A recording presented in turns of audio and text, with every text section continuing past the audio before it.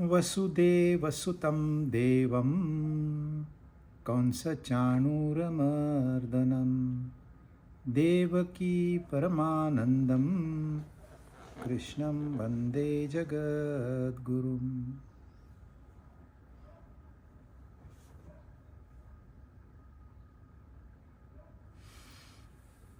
भगवद गीता अध्याय 2 41 श्लोक हमने पूरे किए थे। 41वें श्लोक में उन्होंने कहा था, व्यवसायात्मिका बुद्धि एकेह कुरुनंदन। जो निश्चय करने वाली बुद्धि होती है ना, वो एक होती है, यानी कि हमारा एक ध्येय रखना चाहिए। हमने मुझे ये भी चाहिए, मुझे वो भी चाहिए, मुझे वो भी चाहिए, यह अव्यवसायात्मिका बुद्धि है। कोई एक दृढ़ निश्चय नहीं है। आप यात्रा पे निकल गए, जाना कहाँ है ये तो निश्चित किया ही नहीं, तो जाओगे कहाँ? भटकते रहोगे। और यही होता है इंसान के साथ में, जिंदगी भर भटकता रहता है। आखिरी कुछ दिनों में उसको समझ में आता है, अरे मैं कहाँ पहुंचा? जहां खड़ा था वहीं हूं, कहीं पहुंचा ही नहीं। मैं सिर्फ भटकता रहता है। भटकना जीवन नहीं है, जीवन एक यात्रा है। यदि उसको सही दिशा देनी है तो एक ध्येय होना चाहिए।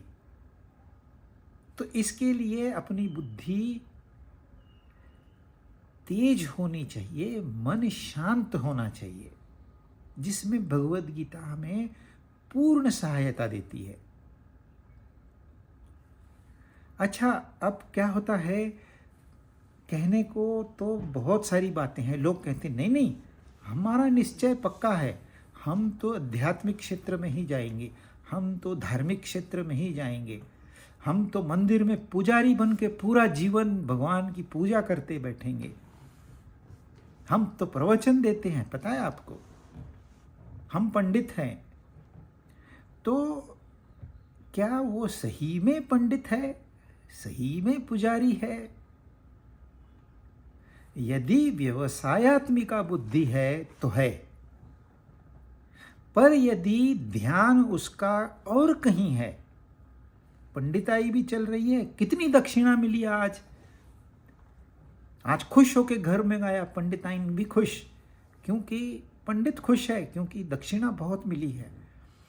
तो ध्यान आपका दक्षिणा पे है तो आप पंडित कैसे बन सकते हो? तो यही बात वो अभी अगले 3 श्लोकों में एक ही साथ बता देते हैं। अव्यवसायी मनुष्यों की बुद्धि अनंत क्यों होती है, क्यों भटकते रहती है इंसान की बुद्धि? 42, 43 और 44। यामिमां पुष्पितां वाचं प्रवदन्त्य विपश्चितः वेदवादरता पार्थ नान्यदस्तीति वादिनः कामात्मानः स्वर्गपराः जन्मकर्मफलप्रदां क्रियाविशेषबहुलां भोगैश्वर्यगतिं प्रति भोगैश्वर्यप्रसक्तानां तया परुतचेतसां व्यवसायात्मिका बुद्धिः समाधौ न विधीयते। अब वो ऐसी बुद्धि का वर्णन कर रहे हैं जो समाधि में नहीं लगती, यानी कि जो परमात्मा में नहीं लगती, जो अपने उद्देश्य को लेकर नहीं चलती। तो होता क्या है, लोग बातें बहुत बड़ी बड़ी कहते हैं, याम इमाम पुष्पिताम वाचम।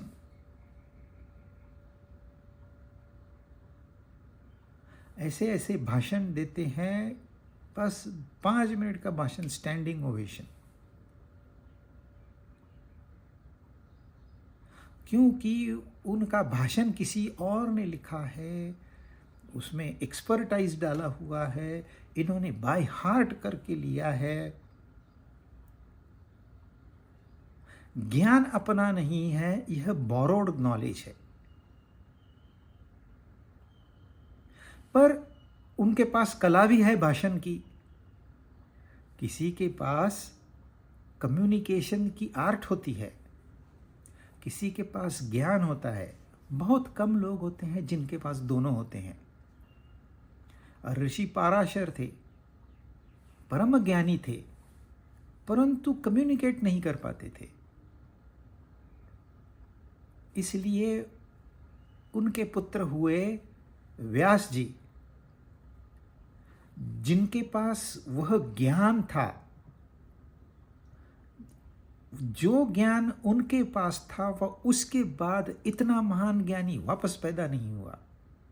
और उनके पास यह परम कला थी कि कैसे लोगों को समझाया जाए, कैसे उनके सामने इस ज्ञान को हम रखें ताकि लोग आकर्षित हो। परंतु यहाँ जो अव्यवसायी बुद्धि है, जो अनिश्चितता वाली बुद्धि है, इसके पास कोई एक गुण होता है जिसको वो एक्सप्लॉइट करते हैं और फिर कहते हैं कि यार देखो अल्टीमेटली क्या है, अपनी कामनाओं की पूर्ति तो महत्वपूर्ण है कि नहीं। आखिरी में हमको स्वर्ग प्राप्ति हो गई तो हो गया ना काम। हम आपको स्वर्ग की प्राप्ति करा देंगे, आप हमारे पास आइए। कोई लोग ऐसे भी हैं दुनिया में, भारत में नहीं होंगे शायद, पर दुनिया में कहीं ऐसे लोग हैं जो गुरु शिष्य के साथ कॉन्ट्रैक्ट होता है, भाई आप 5 लाख रुपए दे दो, हम आपको एक सर्टिफिकेट देते हैं, और जब आपका वो दिन आएगा जजमेंट डे तो आप ये सर्टिफिकेट बताना, आपको स्वर्ग मिल जाएगा। वेदवादरतः, वो वेदों का रेफरेंस देके आर्ग्यूमेंट करते हैं। अभी वेद तो बहुत वास्ट सब्जेक्ट है, थोड़ा सा हम समझने की कोशिश करेंगे। अच्छा मजा करो ना यार जिंदगी में, और क्या रखा है। आओ सत्संग सुनो, लोगों से मिलो, गपशप लगाओ, प्रसाद खाओ, अच्छे अच्छे कपड़े पहनो। इतना बड़ा हमने भवन बनाया है, 20-20 करोड़ का हमने भवन बनाया है। किसके लिए बनाया? आप ही के लिए बनाया है। Come and enjoy. धार्मिक क्षेत्र में, आध्यात्मिक क्षेत्र में ध्यान कहाँ पर है? एंजॉय, भोग। इसके सिवा क्या रखा है दुनिया में? यह कौन कह रहा है? यह आध्यात्मिक क्षेत्र का गुरु कह रहा है, जो अपने को आपको गुरु मानता है, और कुछ लोग भी उसको मानते हैं। वे अविवेकी मनुष्य इस प्रकार की जिस शोभा युक्त वाणी को कहा करते हैं, जन्म रूपी कर्म फल को देने वाली है, भोग ऐश्वर्य की प्राप्ति के लिए बहुत सी क्रियाओं का वर्णन करने वाली है, ऐसी वो भाषा यूज करते हैं। उस पुष्पित वाणी से उनका अंतःकरण हर लिया गया है, यानी कि ध्यान सारा भोगों की तरफ है। बात कर रहे हैं योगों की, ध्यान है भोगों में। भोग ऐश्वर्य प्रसक्ता नाम, भोग और ऐश्वर्य में वे अत्यंत आसक्त है। गंध लगाएंगे, माला पहनेंगे, अनेक प्रकार के ड्रेसेस पहनेंगे,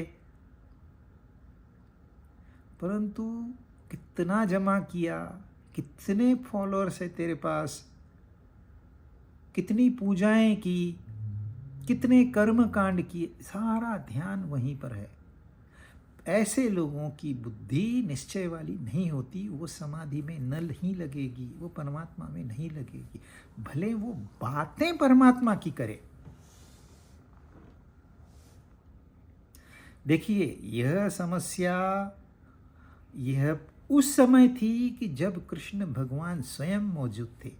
यही समस्या आज भी है।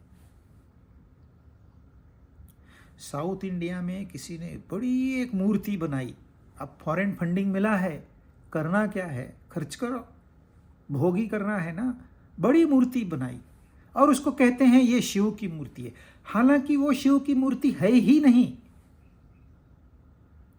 वह किसी अहंकारी मनुष्य की मूर्ति है। उसको गले में सांप डाल दिया, एक चांद दिखा दिया, कहते हैं ये शिव भगवान है। अरे भाई, शिव भगवान को, अब डुप्लीकेट शिव भगवान को आप बेच रहे हो। शिव भगवान का आपको मतलब तो पता है क्या? उस मूर्ति में क्या क्या होना चाहिए आपको ज्ञान है क्या? क्या आपने शास्त्रों का अध्ययन किया है? क्या ये मूर्ति शास्त्र सम्मत है? आपने 6 पैक वाला गणेश बना दिया तो वह गणेश नहीं होगा, लंबोदर, उसका पेट बाहर निकला हुआ ही चाहिए। ऐसे ही शिव भगवान की जटाएं होनी चाहिए, उसमें गंगा होनी चाहिए, नीलकंठ होना चाहिए, वहां समाधि युक्त आंखें होनी चाहिए। इन सब का अभ्यास किए बगैर कुछ तो बना दिया और कहते हैं हमारा शिव है, हम कैसे भी बनाए, हमारी मर्जी, हम पैसे हैं। यह है अव्यवसायत्मिका बुद्धि। कोई लोग चमत्कार करते हैं, कोई जादू करते हैं, पेट में से सोने का गोला निकाल दिया, वो कितना बड़ा चमत्कार है। और भोली भाली जनता है, 2-2 रुपए भी डाल के गए, करोड़ों रुपए जमा हो जाते हैं। एक सोने का गोला जिसको दे दिया ना, वो तो उससे 10 गुना दान करके चला जाता है, बोलता है नहीं नहीं पवित्र सोना है ये। पर यह ट्रिक है, उन्होंने ट्रिक सीख ली। कोई लोग हाथ जोड़ के ऐसे नमन करेंगे, ऐसे नमन करेंगे, ऐसी मीठी वाणी बोलेंगे, पुष्पिताम, वो जो कमल का फूल जितना आकर्षक होता है ना, उतनी उनकी वाणी आकर्षक होती है। पर हृदय में झांक के देखो उनको, कितनी समस्याएं पड़ी है। ये संस्था का ये समस्या है, वो समस्या है, फाइनेंशियल प्रॉब्लम है, फाइनेंशियल मिस एप्रोप्रिएशन है, यहाँ पर कितना खर्चा हुआ प्रसाद पे पता नहीं, क्या हो रहा है आश्रम में पता नहीं, परेशानियां, बाहर तो दिखावा करना पड़ता है। तो सिर्फ मीठा बोलना, दिखावा करना, बड़े बड़े भवन बनाना, बड़ी बड़ी मूर्तियां बनाना, बड़े बड़े आयोजन करना, लाखों लोगों को इकट्ठा करते हैं। अच्छा, जितना ये लोग इकट्ठा करेंगे उतना उनको फंडिंग ज़्यादा आता है। क्यों? क्योंकि वहाँ कारपोरेट्स के लिए अपॉर्चुनिटी है, वो अपना माल बेच सकते हैं। वहाँ पॉलिटिशियंस के लिए अपॉर्चुनिटी है। अरे 1 मिनट भी उनको 25 लाख लोगों के सामने 1 मिनट भी मिल जाए ना, वो करोड़ों देने को तैयार है। तो धन सामग्री आती है, इसलिए आयोजन होता है। मतलब पर्पस तुम्हारा क्या है? आनंद प्राप्त करना, समाधि में लीन होना, परमात्मा को पाना, सेवा करना। सिंपल एक उद्देश्य हो सकता है, भाई मेरे पास टैलेंट है, मेरे पास ज्ञान, कुछ तो मैं अर्पण करूं। देने के बगैर यह संसार चल ही नहीं सकता। जिस दिन मनुष्य देना बंद कर देगा, मनुष्यता खत्म हो जाएगी और मनुष्य भी खत्म हो जाएगा। सारी व्यवस्था यह कंट्रीब्यूशन पे है। हर एक व्यक्ति ने अपना योगदान यहां देना है। ध्यान लेने पे है। अब बोलते हैं हमको आप 1 लाख दे दो तो हम 10,000 देंगे आपको। व्यवहार करते हो आप भगवान के साथ में, अरे वाह। पर देखिए 90% यही चल रहा है। शुक्र है एटलीस्ट थोड़े तो सच्चे संत मौजूद है यहाँ पर, जिन्होंने सबको संभाल के रखा है, जिनका कोई स्वार्थ नहीं है, जिनकी बुद्धि पूरी तरह निश्चय वाली है और उन्होंने निश्चय कर लिया है मेरे आनंद में एक रत्ती भर भी कमतरता नहीं आएगी। हाँ, इसको देख के आप भी कुछ सीख लो। नहीं सीखते तो भी वाह वाह, सीखते हैं तो बहुत ही वाह वाह। और ऐसे महात्मा आते रहे हैं इस धरती पे, चाहे हम उन्हें पहचाने या न पहचाने। हाँ, उनके व्यक्तिमत्व को लेके कई चर्चाएं होती है, आर्ग्यूमेंट्स होती है, इन्होंने तो ऐसा किया, उन्होंने तो वैसा किया। अरे भाई, उनका उद्देश्य आप समझिए। इनके पास इतनी कारें थी, अरे भाई उनका उद्देश्य क्या था इसके पीछे? इतनी प्रॉपर्टी बनाई, कितना उनके नाम पर थी, यह कभी आप जांच करके, आप प्रॉपर्टी देखते हो उनकी, पर उनके नाम पे कुछ है ही नहीं, वो दूसरे किसी के नाम पे है। जो सच्चे संत है वो झंझट में पड़ते ही नहीं है। उन्हें पता है यह संसार में एक कदम रखो, दूसरा कदम खींच लेगा संसार। एक आकर्षण शक्ति है इस संसार में, इसलिए तो सारे माया के जाल में फंसे पड़े हैं। यदि वह संसार इतना आकर्षित नहीं होता तो कब का वैराग्य प्राप्त हो जाता, सारे वैरागी हो जाते। परंतु फिर ये चलेगा कैसे? इसलिए यहां प्रमाण है, मेजॉरिटी अपने जीवन का ध्येय निश्चित कर ही नहीं पाते। अच्छा, जो करते हैं वो उस दिशा में बढ़ ही नहीं पाते। कितने प्रण करते हैं लोग, मैं योगा करूंगा, मैं ध्यान करूंगा, मैं सत्संग पे जाऊंगा, मैं गीता पढ़ूंगा। नो वे, नो वे। आप उनको गीता मुफ्त में भेंट दो, आप उनके घर में जाके उनके गीता समझाओ, वो नहीं करेंगे। क्योंकि तमस इतना प्रबल है और उनका एफर्ट, जो पुरुषार्थ है वो इतना कम है कि वो कहीं मैचिंग ही नहीं हो पाता। पुरुषार्थ के बगैर आप आगे नहीं बढ़ पाओगे, इसलिए मेहनत करनी होगी। तपस्या तपस्या क्यों कहते हैं ये लोग? आपको ऊपर चढ़ना है तो थोड़ा तो मेहनत लगती है ना। नीचे गिरने में तो समय नहीं लगता, आप अपने आप गिर जाओगे।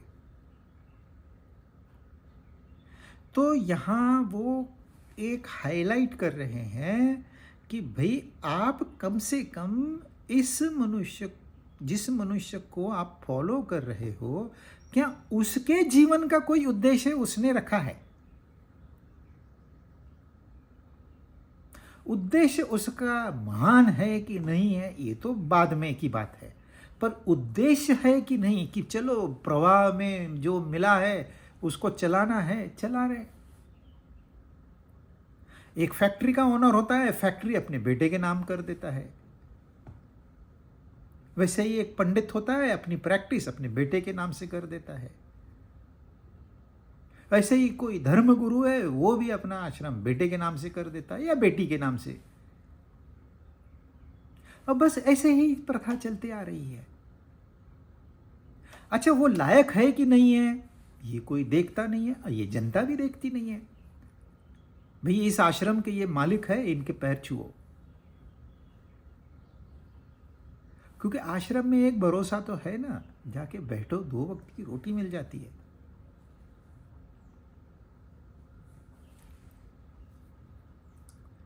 तो भगवद गीता सच्चाई रखती है सामने। अब किसी को यह बात पसंद आएगी, किसी को नहीं आएगी, पर जो सच्चा साधक है उसने ये 3 श्लोक इसलिए समझने हैं कि जब हम किसी के साथ में संग करेंगे तो वह सत्संग होना चाहिए, कुसंग नहीं होना चाहिए। भले बाहर से बहुत मीठा, पुष्पों की तरह, पुष्प जैसे मधुमक्खी को आकर्षित करता, सुंदर होता है, दूर से वो सुंदर दिखता है, फिर उसके पास जाओ तो खुशबू देता है, और नजदीक आओ और नजदीक आओ, फिर उसके अंदर नेक्टर होता है। जब मक्खी अंदर जाती है तो बंद करके उसको चूस लेता है। ये तो बात की बात है, वो तो उसको बेचारी को पता ही नहीं चलेगा। परंतु इनके भाषण ऐसे रहते हैं, वो आपको आकर्षित करेंगे, बड़े बड़े प्रॉमिसेस करेंगे, ये मिलेगा, वो मिलेगा, वो मिलेगा। जब उनका काम खत्म हो गया चूसने का, आपको यूज्ड पेपर करके छोड़ देंगे। इसलिए भगवान फिर अभी अर्जुन को एडवाइस करते हैं, क्योंकि एक पक्ष रख दिया, यहां नहीं जाना। अव्यवसायत्मिका बुद्धि, उसको त्याग देना है। तो फिर करें क्या, साधना क्या करें? त्रैगुण्य विषया वेदा निस्त्रैगुण्यो भवार्जुन निर्द्वंद्वो नित्यसत्वस्थः निर्योगक्षेम आत्मवान। वेद त्रैगुण्य, वेद ने 3 गुणों का वर्णन किया है। हे अर्जुन, तीनों गुणों से रहित हो जा, निर्द्वंद्व हो जा, नित्य, जो नित्य है, नित्य एक ही है, उसमें स्थित हो जा। योगक्षेम की चाहना भी मत रख, आत्मवान हो जा। अब ये सीधे सीधे आपको बता रहे हैं, यह मार्ग है साधना का।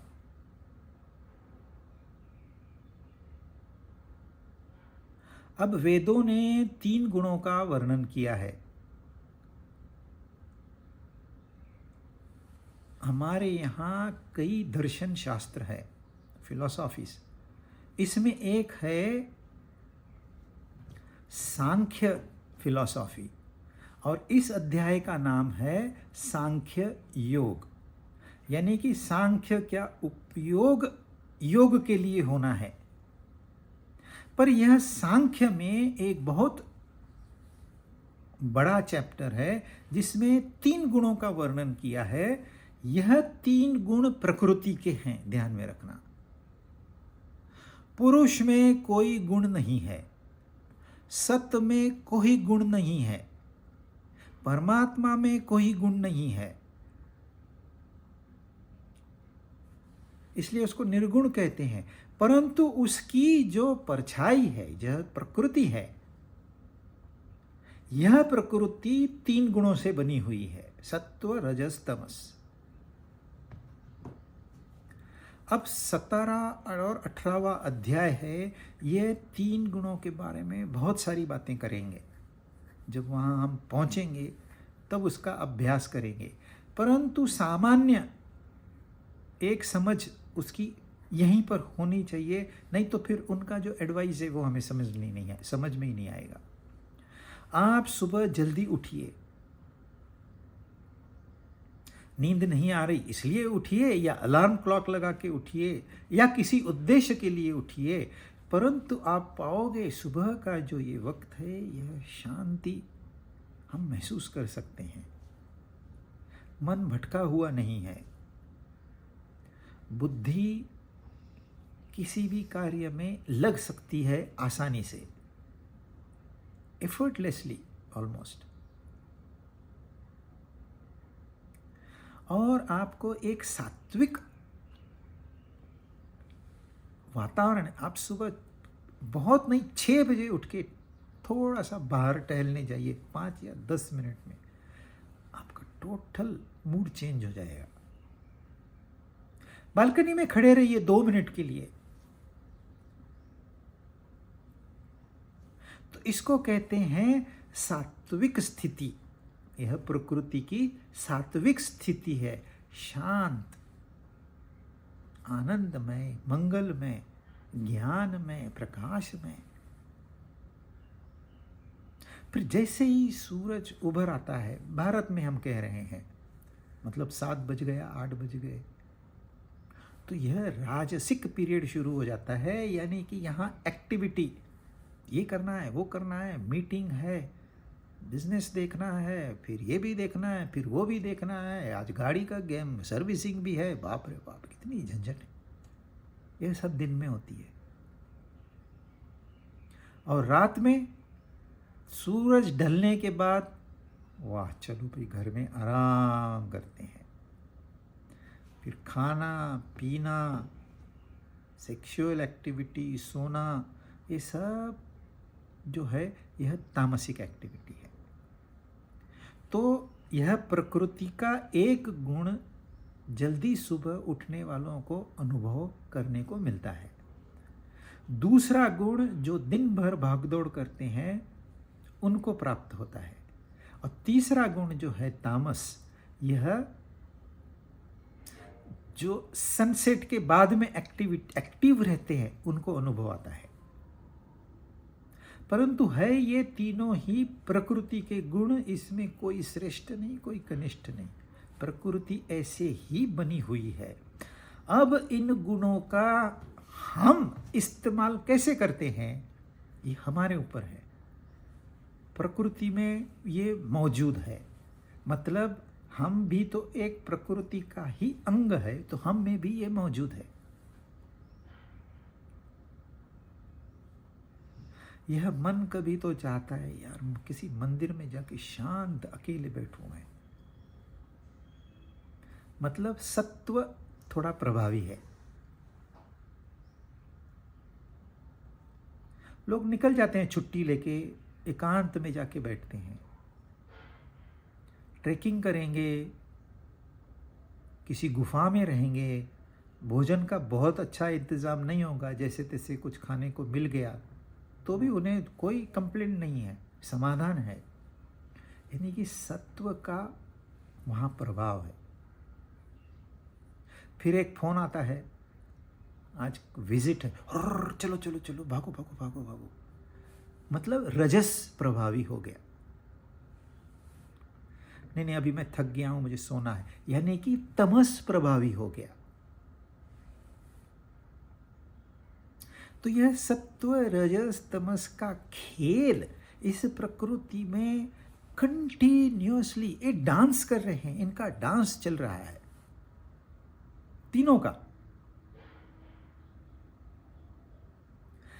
जिनकी बुद्धि व्यवसायिक है, मतलब ध्येय निश्चित करने वाली है, वो तमस को कम करते हैं और सत्व को बढ़ाते हैं। फिर और जैसे आगे बढ़ते हैं, तमस को तो कम किया है, अब रजस को भी कम करते हैं, सत्व को और बढ़ाते हैं। वो पुरुषार्थ से होता है, क्योंकि प्रकृति में जो आप हो वो हो, जो आपका प्रारब्ध है वो है। अब आपने पुरुषार्थ करना है कि नहीं करना है ये आपके ऊपर निर्भर होता है। तो यहां कहते हैं निश्चय गुण्य भवार्जुन, इन तीनों गुणों से तू परे हो जा। ये प्रकृति के गुण हैं, ये तेरे गुण नहीं है।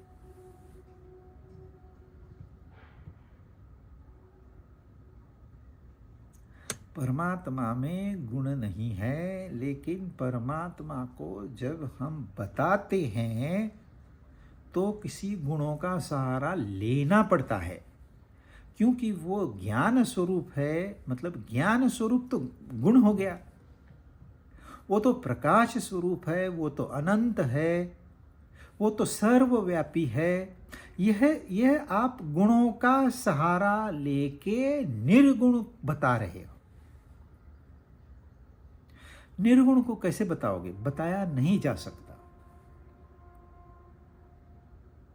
अरे नमक क्या होता है? अरे तूने कभी कुछ खारा ऐसे नमकीन टेस्ट किया है? हाँ हाँ किया है। अरे उसी को तो वह नमक का तो असर है। मीठा शक्कर क्या होती है? शक्कर मीठी होती है। मीठा क्या होता है? फिर उसको मीठा कुछ खाने को देते हैं, इसका स्वाद कैसा आया, इसको मीठा कहते हैं। नहीं तो आप मीठा कैसे एक्सप्लेन करोगे? और निर्गुण को तो एक्सप्लेन कर ही नहीं सकते। तो वह जो निर्गुण है उसको ब्रह्म कहते हैं। जब उसमें थोड़े गुण डाल देते हैं तो उसको परमात्मा कहते हैं। यह अपनी सुविधा के लिए है, परंतु है वो गुणातीत। तो सगुण का सहारा लेके गुणातीत होना है। आप निर्गुण को नहीं पा पाओगे। निर्गुण समझ में ही, समझ के बाहर की बात है, बुद्धि के परे है वो। तो लोग कहते हैं हम सीधे निर्गुण की उपासना करेंगे, हम सगुण की क्यों करें? ये मूर्ति पूजा वगैरह ये सब छोड़ दो, त्याग दो इसको। अरे भाई, बिना सहारे के आप वहाँ नहीं पहुँच पाओगे, क्योंकि वो गुणातीत है। यह बात बुद्धि नहीं समझ पाएगी, और बुद्धि से और बढ़िया इक्विपमेंट हमारे पास नहीं है।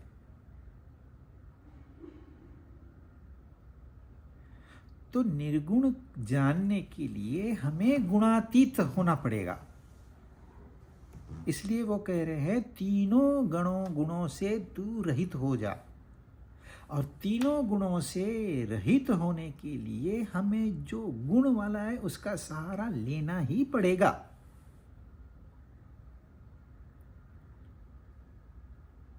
तो सगुण उपासना, निर्गुण उपासना अननेसेसरीली आर्ग्यूमेंट करते हैं, अपना ज्ञान दिखाने के लिए, उसका प्रदर्शन करने के लिए आपस में लड़ते हैं, आर्ग्यूमेंट्स करते हैं, वाद विवाद करते हैं।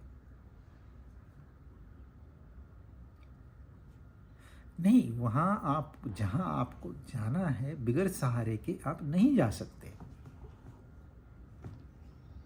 आप जीवन में कोई छोटा सा लक्ष्य भी रखेंगे तो भी बिगड़ सहारे के उसको पूरा नहीं किया जा सकता। आपको सहारा लेना ही होगा। पर सहारा क्यों लेना है? इस सहारे को छोड़ देना है, उसको लेके आगे नहीं बढ़ना।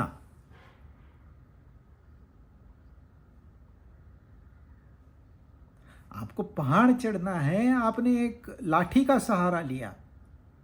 अब जब आप उस पठार पर पहुंच गए, प्लेन्स पर पहुंच गए, अब आपको वापस आना नहीं है।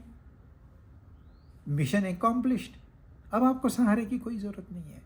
तो उस सहारे को, यानी कि इन तीन गुणों का सहारा लेके हम गुणातीत हो सकते हैं। निर्द्वंद्व,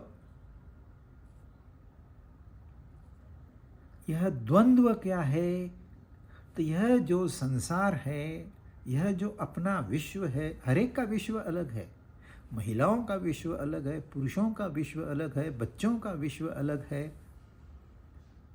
एक नेता का विश्व अलग है, एक गैम्बलर का विश्व अलग है, एक पंडित का विश्व अलग है, एक साधक का विश्व अलग है। तो हम हैं तो हमारा विश्व भी है। पर यह विश्व, यह संसार, यह दुनिया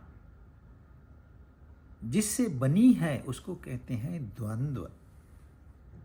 इसमें आपको दो मिलेंगे हमेशा, काला गोरा। ऐसे नहीं होगा सिर्फ गोरा नहीं, सिर्फ काला नहीं। पाप पुण्य दोनों मिलेंगे ही मिलेंगे आपको।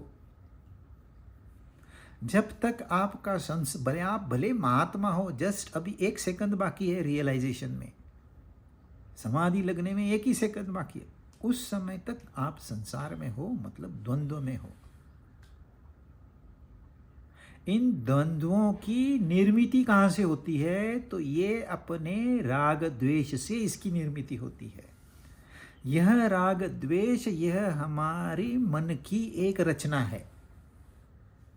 मुझे ये अच्छा लगता है, मुझे वो नहीं अच्छा लगता।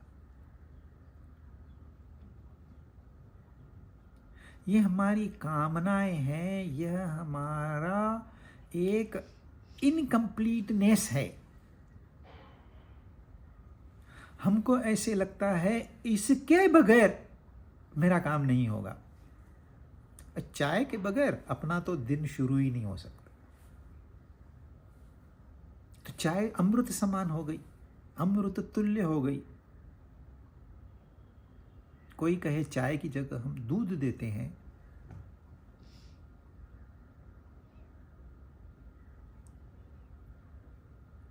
तो यह हमको अच्छा नहीं लगता।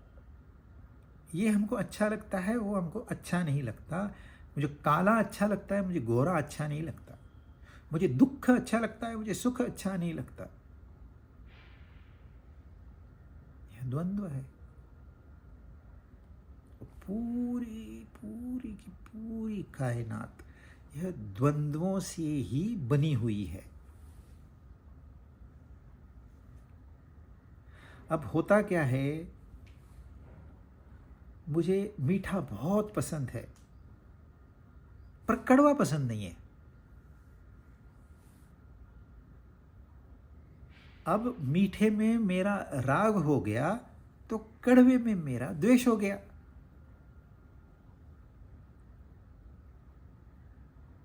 मुझे इंडिया में घूमना पसंद नहीं है, यहाँ कचरा पड़ा रहता है, क्राउड रहता है, मंदिर में जाओ तो 6-6 घंटे की लाइन होती है, तो यहाँ द्वेष हो गया। मुझे फॉरेन घूमना अच्छा लगता है, वो राग हो गया। तो आप एक में राग रखोगे तो दूसरे में द्वेष हो जाएगा, एक में द्वेष रखोगे तो दूसरे में राग हो जाएगा। ये खेल है, यह प्रकृति का नृत्य है और यह चल रहा है, अनादिकाल से चल रहा है। जैसे ही ब्रह्मा की उत्पत्ति हुई, राग द्वेष की भी उत्पत्ति हुई।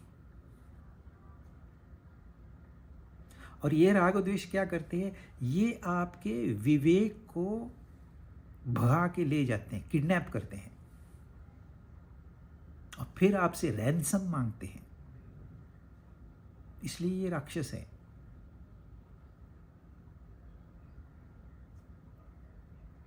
तो सूत्र ऐसे है, जब तक आप संसार में हो, आपको एक राग होगा तो तुरंत द्वेष भी उत्पन्न होगा। मुझे ये नेबर अच्छा लगता है, वो नेबर नहीं अच्छा लगता। मुझे ये ग्रुप अच्छा लगता है, वो ग्रुप अच्छा नहीं लगता।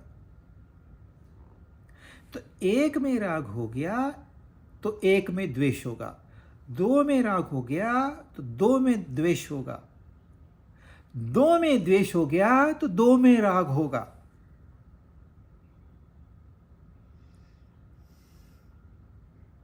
परंतु एक राग ऐसा है जो होने पर द्वेष उत्पन्न नहीं होता।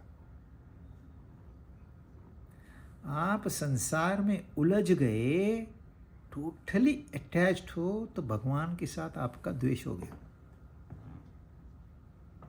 लोग न जाने क्या क्या बातें करते हैं, बोलते हैं भगवत गीता ये तो अज्ञानियों के लिए है। अर्जुन अज्ञानी था, इसके लिए तो उसको बताई गई। तुम भगवत गीता पढ़ते हो मतलब तुम अज्ञानी हो। और कृष्ण कौन से बड़े महान थे, उन्हें भी मृत्यु मिली, उन्हें भी श्राप मिला, हम क्या बुरे हैं फिर। देखो, संसार के साथ अटैचमेंट इतनी है कि उन्हें भान ही नहीं है वो क्या कह रहे हैं।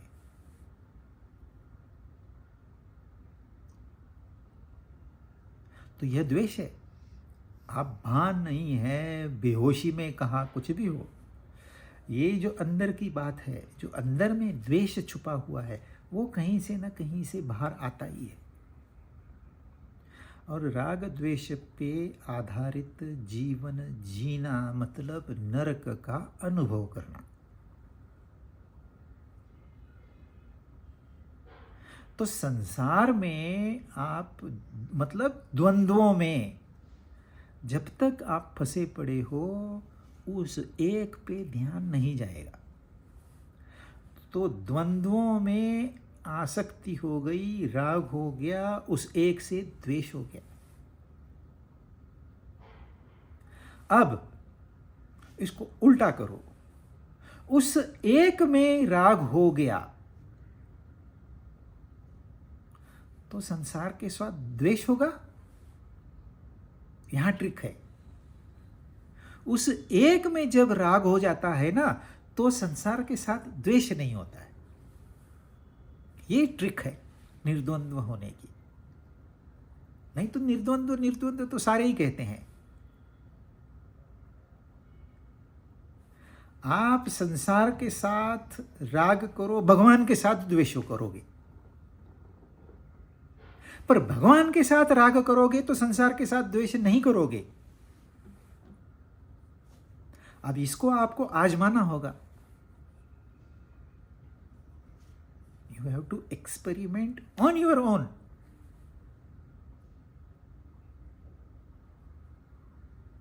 क्योंकि जब उस एक तत्व के साथ राग हो जाता है तो हमें यह पता चलता है, अरे वो एक ही तो यहां पर भी है, कि संसार भी तो उसी का एक रूप है। अब आप द्वेष किससे करोगे?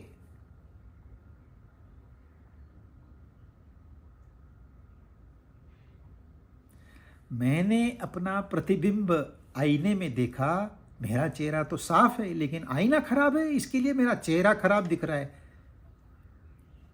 तो क्या मैं अपने आप से, उस आईने में प्रतिबिंब से द्वेष करूंगा? क्योंकि मैं तो जानता हूं ना, मैं तो पवित्र हूं।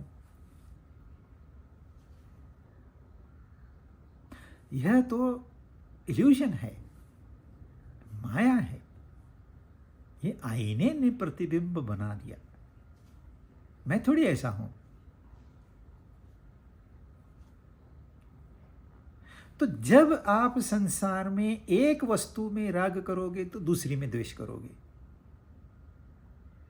संसार के साथ राग करोगे तो परमात्मा से द्वेष करोगे, परंतु परमात्मा से के साथ राग करोगे तो संसार से द्वेष नहीं करोगे, किसी के साथ में भी द्वेष नहीं करोगे।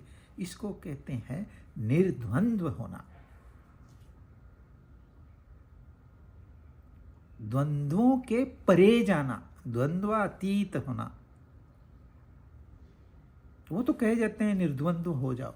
अब अर्जुन ने न पूछा नहीं कैसे बने निर्द्वंद्व, क्योंकि उस काल में कुछ बेसिक ज्ञान सबके पास था और अर्जुन तो पढ़ा लिखा था, गुरुकुल में गया था,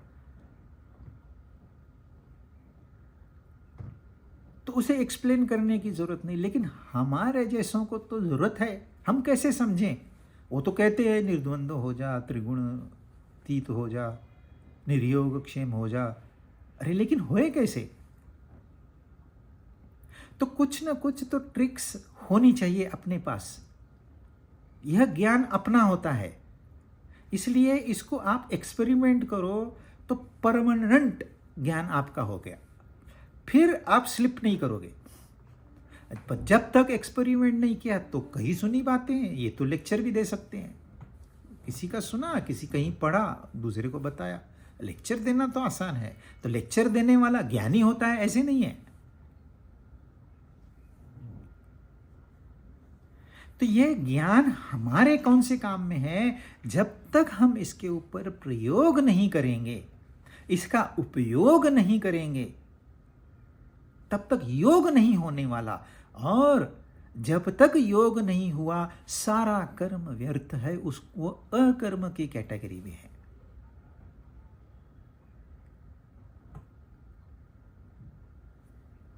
नित्य सत्वस्थ,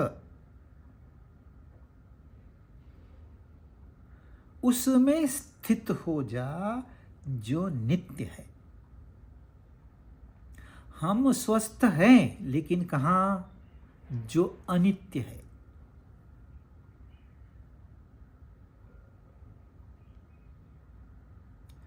अब आप क्लब में गए, दोस्तों के साथ में 2 ड्रिंक ली, डांस किया, बोलते हैं हम बड़े खुश थे, हम बड़े आनंदी थे।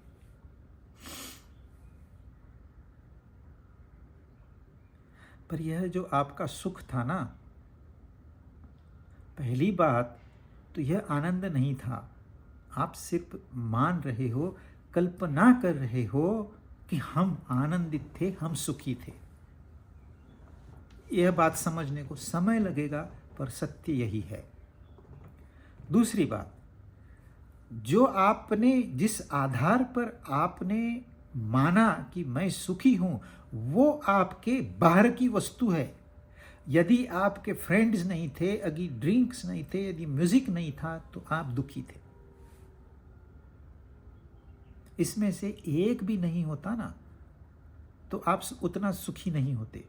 जो आप क्लेम कर, पहले तो आपका क्लेम ही गलत है, पर क्लेम कर ही रहे हो, तो यह सुख परावलंबित है। आपका स्वतंत्र सुख नहीं है वो। तीसरी बात, यह टिकने वाला नहीं है। रात गई बात गई। यूं आया यूं चला गया। अच्छा, ऐसे नहीं है सिर्फ आया और गया, चलो आया गया तो भी हम मान लेंगे। वो अपनी एक दुख की परछाई पीछे छोड़ जाता है, जिसको हम हैंगओवर कहते हैं। जरूरी नहीं हैंगओवर में तुरंत आपका सर दर्द करे, बाद में आपको पश्चाताप होता है, मैंने गलत किया। जब लिवर डैमेज हो जाएगी तब तो करोगे कि नहीं पश्चाताप।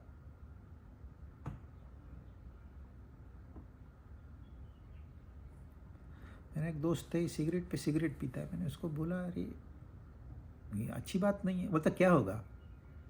कैंसर होगा ना, इससे ज़्यादा क्या होगा मुझे? तब मैं पश्चाताप कर लूँगा।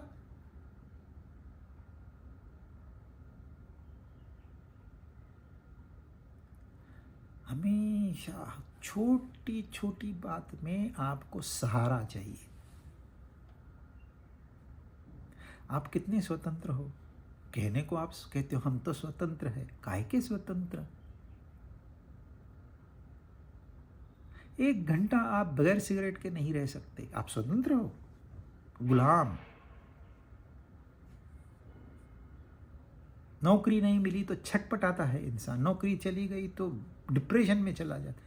You are a servant, you are गुलाम, अपना कुछ है ही नहीं।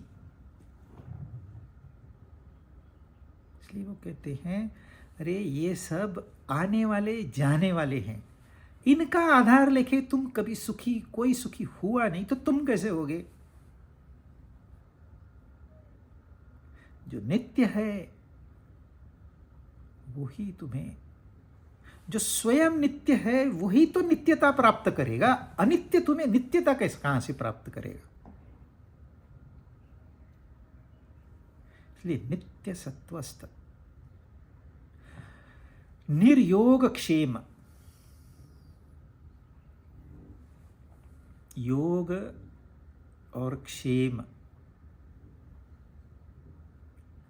मेरे पास कुछ नहीं है वो मुझे चाहिए। अच्छा, जो मेरे पास है वो तो मेरे से नहीं जाना चाहिए, उसका रक्षण मेरे साथ ही होना चाहिए, वो मेरे लिए ही बना रहे।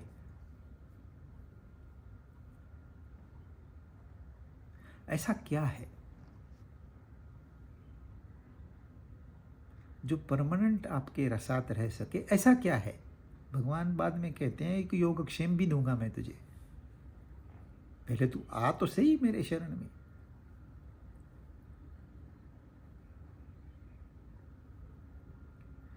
आत्मवान, आत्मपरायण, तुम स्वयं क्या हो? जो आनंद का पुतला है वो कहता है मैं दुखी हूं।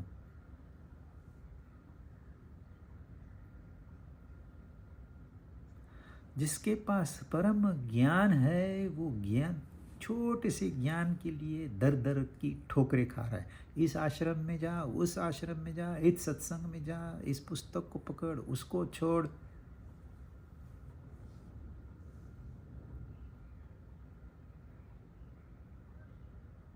एक बार, सिर्फ एक बार अपने अंदर झांक के देख लो, अरे सब कुछ तो मौजूद है, कहीं भटकने की जरूरत नहीं है। लोगों ने दुकानें खोल के रखी है, धर्म की दुकानें हैं, अध्यात्म की दुकानें हैं, वस्तुओं की तो है ही है, और वो अपनी एडवर्टाइजमेंट करके आपको लुभा रहे हैं। But these are all false promises, marketing gimmicks है, इसमें आप मत फंसिए। ऐसे ऐसे गिमिक ये लोग करते हैं कि आपका परम कल्याण हो जाएगा, आप सिर्फ इतना पैसा हमें दे दीजिए, और मनुष्य दे देता है। जो वीक माइंडेड होते हैं ना, उनको एक्सप्लॉइट करना बहुत आसान है। इस साइबर क्राइम जो विक्टिम्स है ना, वो विक्टिम्स का आप अभ्यास करिए। देखो, एक आर्मी ऑफिसर, आपको लगता है ये बड़ा खंबीर होगा, उस साइबर क्राइम वाले ने 11 करोड़ इसके जेब से निकाल के लिए, इसको पता ही नहीं चला।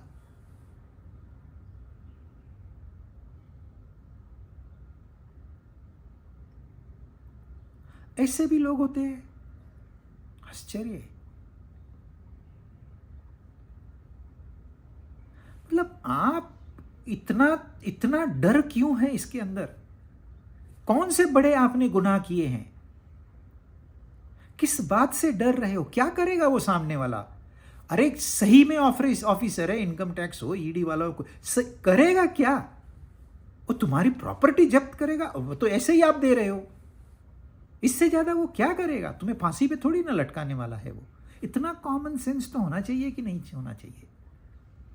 यही ट्रिक ये धार्मिक क्षेत्र में लोग, नरक में जाएगा, तुझे तला जाएगा कढ़ाई में, गरम तवे पे रखा जाए, लोग डर जाते हैं।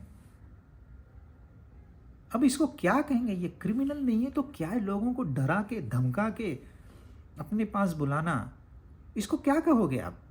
या फिर बोलते हैं आपको हूरें मिलेगी। बस जिस इन मनुष्य को ये लालच दे दो, तुझे हूर मिलेगी, वो कुछ भी करने को तैयार है। मर्डर करने को लोग तैयार हो जाते हैं। इतना इतना अज्ञान, इतना मोह। एक बार तो समझ लो यार, मैं आर्मी में मैंने जॉब किया है, मैंने देश की सेवा की है, मुझे किस बात का डर है? एक बार तो उसको कह दो, मैं नहीं डरता, जा तुझे क्या करना है। पर उस समय मनुष्य की बुद्धि भ्रष्ट हो जाती है, क्योंकि वीक माइंड है, वो बुद्धि को हर लेता है। और बुद्धि भी इतनी वीक है कि मन के पीछे दौड़ना शुरू कर देती है।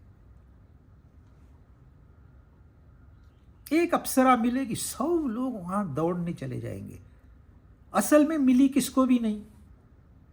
फिर उनको बुला, फिर वो आने को तैयार है। अरे एक अनुभव काफी नहीं है तुम्हें? सिर्फ कामनाओं के पीछे दौड़ते दौड़ते पूरी जिंदगी समाप्त हो जाती है। पर एक बात भी समझ नहीं आती है कि क्या कमी है मुझ में। Why I am being exploited? ये जो मल्टीनेशनल्स करते हैं ना, इनका पिक्चराइजेशन बड़ा सुंदर है। अब आपको लगता है ये बहुत अच्छी कंपनियां हैं, ये क्रिमिनल्स ही है और कुछ नहीं। आपको लूटने का ही धंधा करते हैं। तो क्या वो आध्यात्मिक लोग भी वो करते हैं, हमने किया तो कहा क्या गुनाह, बड़ा उनसा बड़ा गुनाह किया। अरे you are accepting the norm, क्योंकि अभ्यास किया ही नहीं। यावानर्थ उदपाने सर्वतः संप्लुतोदके तावान् सर्वेषु वेदेषु ब्राह्मणस्य विजानतः। जैसे पूरा गांव पानी से भरा हुआ है, तो आप एक छोटे पॉन्ड में जाओगे क्या? वैसे ही वेदों और शास्त्रों को तत्व से जानने वाले ब्रह्मज्ञानी का संपूर्ण वेदों में उतना ही प्रयोजन रहता है। एक स्टेटमेंट में इसका ट्रांसलेशन करना हो तो यदि आपको सत्य, ट्रुथ, रियलिटी पता चल गई, अनुभव हो गया, अनुभव भी नहीं कह सकते उसको, अनुभवातीत स्थिति में आप पहुंच गए, तो ये आपको न गीता पढ़ने की जरूरत है, न भागवत पढ़ने की जरूरत है, न कोई वेद पढ़ने की जरूरत है।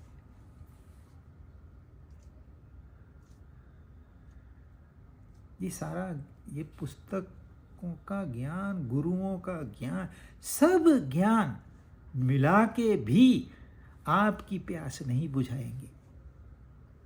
परंतु उस सत्य को आपने एक बार अनुभव कर लिया, खत्म।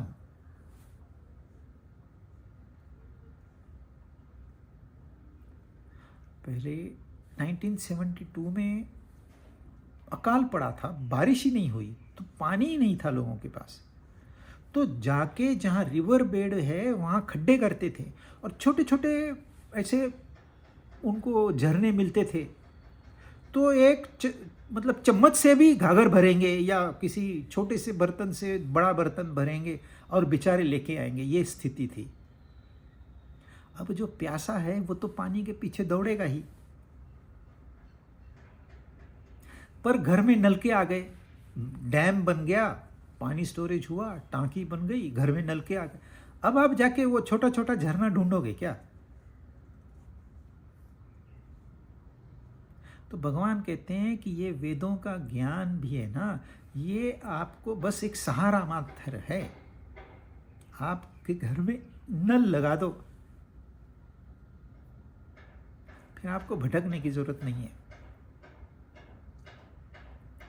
अब यह बात बड़ी बात है, उन्होंने कहने को तो कह दी, पर कैसे समझें?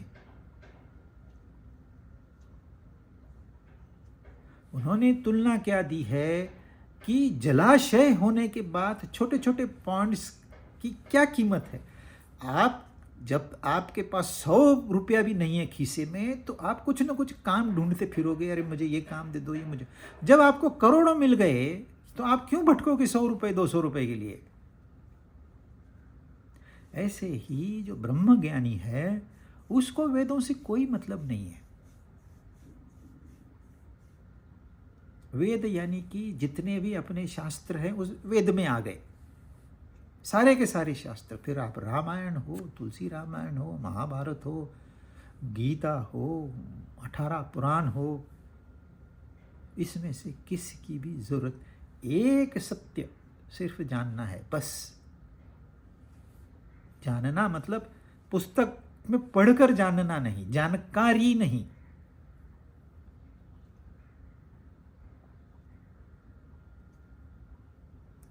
तो उस एक सत्य तत्व में इतनी शक्ति है कि संसार छोड़ो, संसार के ज्ञान की भी आपको ज़रूरत नहीं है।